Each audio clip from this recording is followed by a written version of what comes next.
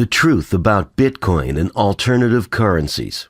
The US dollar has been the world's most popular currency for over half a century, but that's starting to change. Our central bank's been meddling with the value of the dollar, and people are looking to replace it with something better. One currency has been making news lately: Bitcoin, a new digital currency.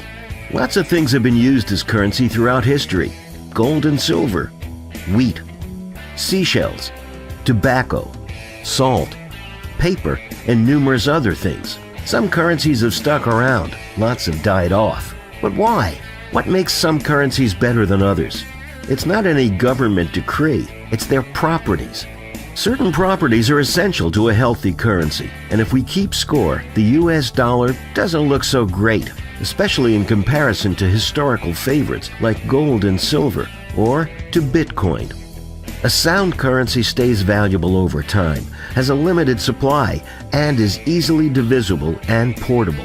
If we want to compare currencies head-to-head, we need to understand the importance of these qualities.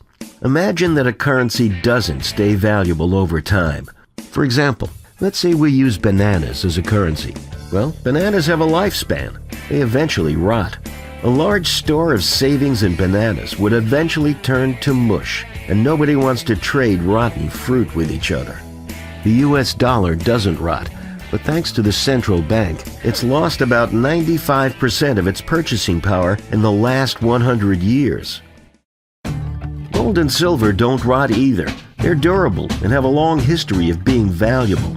Bitcoin also doesn't degrade over time. The ones and zeros will be the exact same 50 years from now. It's a decentralized currency, not issued by any one institution, which means its value is independent of a government or central bank. As long as people find it valuable, it will stick around. Next, imagine a currency without a limited supply.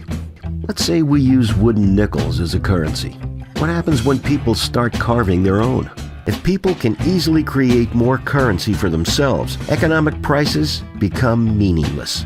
Since the 1970s, the US dollar has had anything but a limited supply.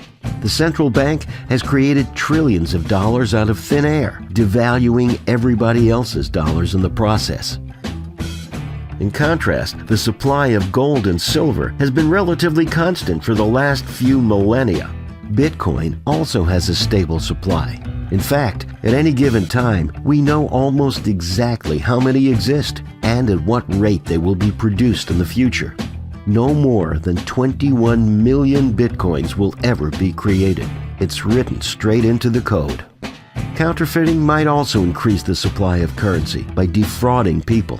The only difference between money printing and counterfeiting is who's behind it. The result is the same. Fortunately, it's difficult for citizens to counterfeit US dollars, gold, or silver. But what about something digital like Bitcoin? It uses mathematical cryptography and a public ledger called the blockchain to make it impossible to counterfeit. Picture a currency which does not divide easily. What if cows were used as a currency? How would you pay for something like a loaf of bread? A cow is worth much more than one loaf of bread, and it would be very difficult to divide a cow into small enough units to make a fair trade. The dollar divides very easily down to the penny. Gold and silver are a little bit more difficult to divide into small quantities.